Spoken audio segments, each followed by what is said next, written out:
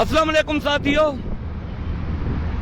सभी दोस्तन के इतला दिजे तो असा दोस्तन गडल राय से यो फैसलो कयो आहे जो रेतक कुमार समेत बिन मगविन जी बाज़ियाबी लाइ सुभाणे सूमर दिहाड़े फिक्स 12 वगे SSP घोटकी जे ऑफिस आडो हिते गेट ते मरण घड़ी ताईं वारो धरणो लगायो वेंदो।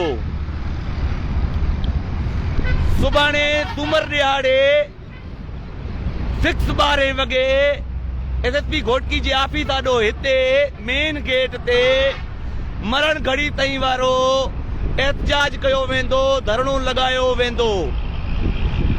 SP साहब जी मोहलत खत्म थी वई, हुन 2 दिहाड़ा घुरिया हुया, असां 3 दिहाड़ा ॾिना आहिनि। हाणे अॼु असां पक्को अनाउंस करण आया आहियूं जो हिते सुभाणे 12 वगे मरण घड़ी ताईं वारो धरणो लगायो वेंदो, जेको मगविन जी मुकम्मल बाज़ियाबी ऐं मुकम्मल अमन अमान कायम न थियण ताईं जारी हूंदो। मां सभिनी दोस्तन खे गुज़ारिश कयां थो, वकील, सहाफ़ी, उस्ताद, शागिर्द, पोरियत यूनियन, हिंदू, मुस्लिम, हर मकतबे फिकर जे दोस्तन के गुज़ारिश कयूं था, खुदारा सुभाणे अची सुभाणे का असां गॾु अची वेहो।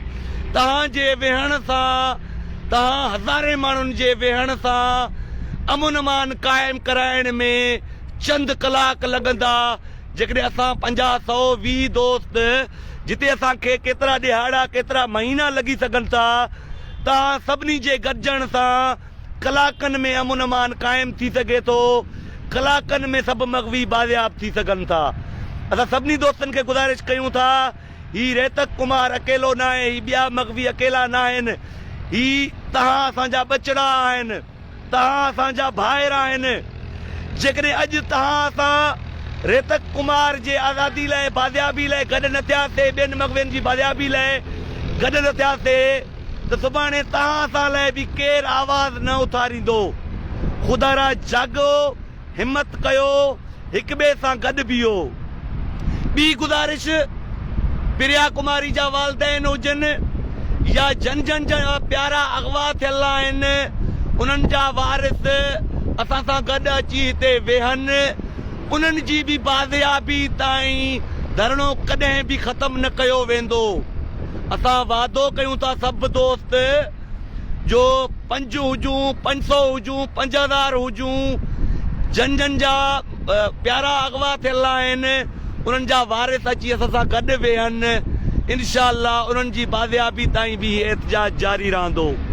मां सभिनी दोस्तनि खे गुज़ारिश कयां थो, सुभाणे सूमर दिहाड़े फिक्स 12 वगे SSP घोटकी जी ऑफिस मीरपुर माथेलो आडो मगविन जी बाज़ियाबी ऐं घोटकी ज़िले में बदअमनी खिलाफ़ ता हयात वारो धरणो शुरू कयो वेंदो।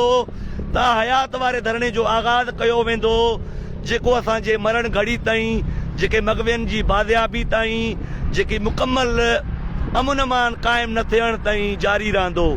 मां सभिनी सियासी समाजी दोस्तन खे कंहिंजा नाला खणी कंहिंजा खणा, जेकॾहिं अयाज़ लतीफ़ पलीजो साहब आहे, कादिर मंगसी साहब आहे, साईं इनाम अब्बासी साहब आहे,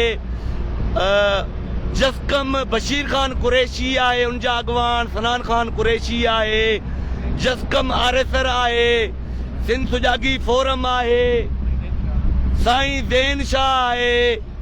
सभिनी खे गुज़ारिश कयूं था, या ज़िलई अॻवान आहिनि, या डिवीज़न जा अॻवान आहिनि, या मरकज़ी अॻवान आहिनि, या आम शहरी आहिनि, या दीवान आहिनि, सभिनी खे गुज़ारिश कयूं था, खुदारा साथ ॾियो। ज़ुल्म भरियो पियो आहे, घरनि में गैर महफ़ूज़ आहियूं, असांजा बचड़ा ॾींहुं ॾिठे जो अगवा थियनि था, दाड़ेलनि वटि मुसलसल क़ैद ऐं अज़ाब जा शिकार आहिनि, तरह तरह जूं उन्हनि खे अज़ियतूं ॾिनियूं वञनि थियूं, न अछी ॾाढ़ी जो ख़्यालु कयो वञे थो, न कंहिंजे ॿार हुअण जो ख़्यालु कयो वञे थो। ही धाड़ेल हैवान आहिनि, राज़न आहिनि, जंहिंजो मुकम्मल ख़ात्मो चाहियूं था। ख़ात्मे में सिर्फ़ ऐं सिर्फ़ सिंध गवर्नमेंट रुकावट आहे। SSP जे चेंज करण सां अमन अमान क़ाइमु नथो थी सघे। सिंध गवर्नमेंट जे एक्शन खणण सां, मुख़लिसी करण सां ही धाड़ेल कल्चर पूरी सिंध मां ख़तम थी सघे थो। सहूलतूं ॾिनियूं वञनि, हथियार पुलिस खे ॾिना वञनि, अलाउंसिस ॾिना वञनि, सहूलतूं ॾिनियूं, हर क़िस्म जूं मराहतूं ॾिनियूं वञनि, पर मजाल जो सिंध गवर्नमेंट संजीदा हुजे। पर असां सभिनी इहो ऑब्ज़र्व कयो आहे जो धाड़ेलनि खे सपोर्ट करण में सिधो सओं सिंध गवर्नमेंट मुलविस आहे। उन्हनि जी सपोर्ट आहे डायरेक्टली अनडायरेक्टली। सिंध गवर्नमेंट ॾोहारियुनि ऐं ॾोहारी कल्चर खे, धाड़ेल कल्चर खे सपोर्ट करे रही आहे। सभिनी दोस्तनि खे गुज़ारिश कयूं था, सुभाणे फिक्स 12 वॻे हिते हिन जाइ ते मरण घड़ी ताईं वारो धरणो, मरण घड़ी ताईं वारो एहतजाज शुरू कयो वेंदो। सभिनी खे शिरकत करण जी अपील आहे।